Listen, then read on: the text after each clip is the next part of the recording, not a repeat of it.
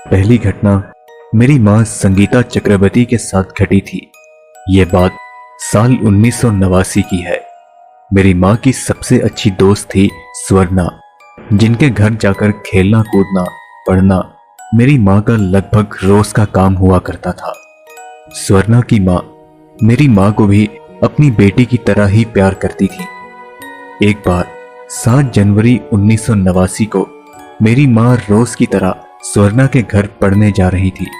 रास्ते में ही रामू काका की दुकान आती थी और रामू काका ने मेरी मां को रोककर कहा, कहां जा रही हैं? मेरी मां थोड़ा हैरान होकर बोली, स्वर्णा के घर जा रही हूं। क्यों, क्या हुआ?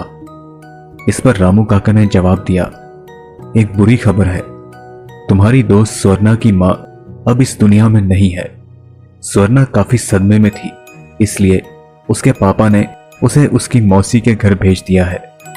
यह सुनकर मेरी मां को काफी दुख हुआ, लेकिन रामू काका की बात पर उन्होंने बिल्कुल यकीन नहीं किया और वह स्वर्णा के घर निकल पड़ी। लेकिन जब वह वहां पहुंची तो उन्होंने देखा कि स्वर्णा की मां खिड़की से उन्हें आवाज लगा रही है और पलक झपकते ही वो मेरी मां के सामने आ खड़ी होती है।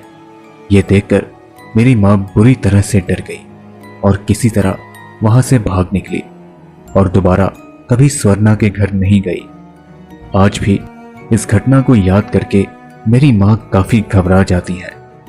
उन्हें आज भी अकेले में ऐसा लगता है कि जैसे स्वर्णा की मां उनके आसपास मौजूद है।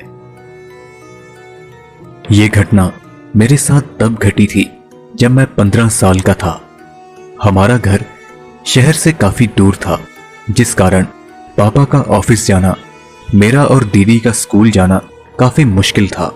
इसलिए पापा ने शहर में किराए का कोई घर ढूंढने का फैसला किया। हमें शहर में एक 3 BHK फ्लैट मिला, जो पहली नजर में ही हमें बहुत पसंद आया। यहां शिफ्ट होने पर मेरा और मेरी दीदी का स्कूल जाना और पापा का ऑफिस जाना काफी आसान हो चुका था।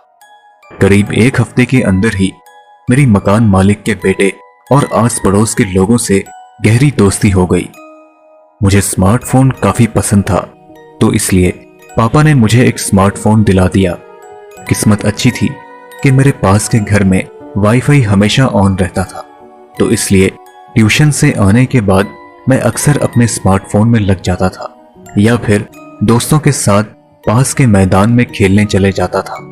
उस मैदान में थोड़ी ही दूर एक बड़ा सा बरगद का पेड़ था, जिसके पास कोई नहीं जाता था।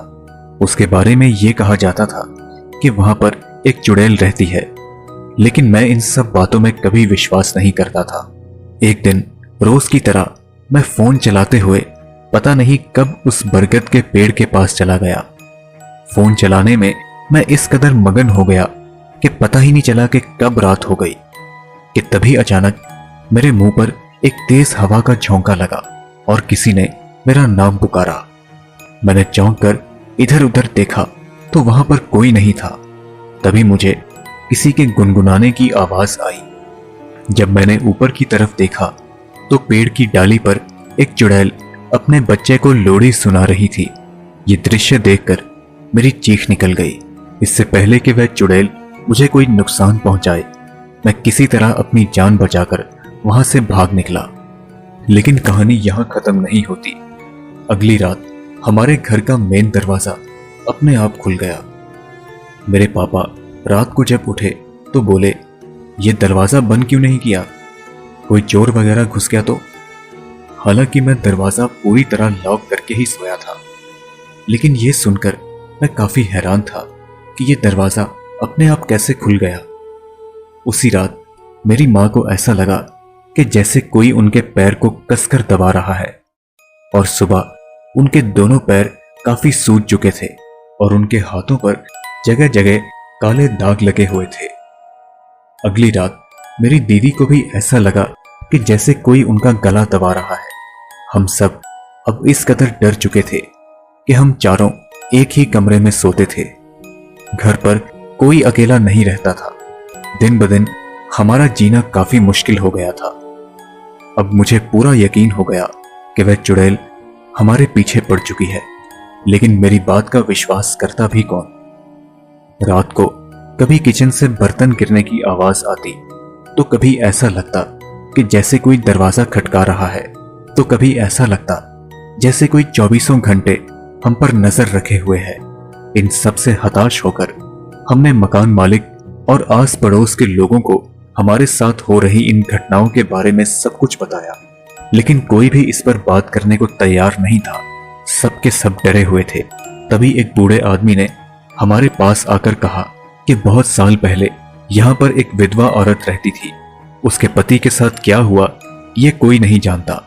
वो औरत एक दिन जादू टोना करती हुई पकड़ी गई और लोगों ने उसे और उसके बच्चे को उस बरगद के पेड़ से लटकाकर जिंदा जला दिया, जिसमें उसकी बच्ची बेमौत मारी गई। आज भी अक्सर रात के समय उस चुड़ैल को उस पेड़ के आसपास देखा जाता है। वो चुड़ैल अपनी बच्ची की मौत का बदला लेने के लिए भटकती रहती है। उस पेड़ के पास से गुजरने वाले लोग अक्सर गायब हो जाते हैं, इसलिए वहां पर कोई नहीं जाता। और आपके बेटे ने वहां जाकर बहुत बड़ी गलती की है। आपका यहां रहना अब खतरे से खाली नहीं है। वो चुड़ैल आपको नहीं छोड़ेगी, इसलिए जितनी जल्दी हो सके आप यहां से चले जाएं।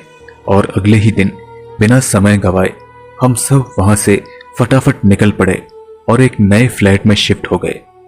आज भी यह घटना मेरे लिए किसी डरावने सपने से कम नहीं है।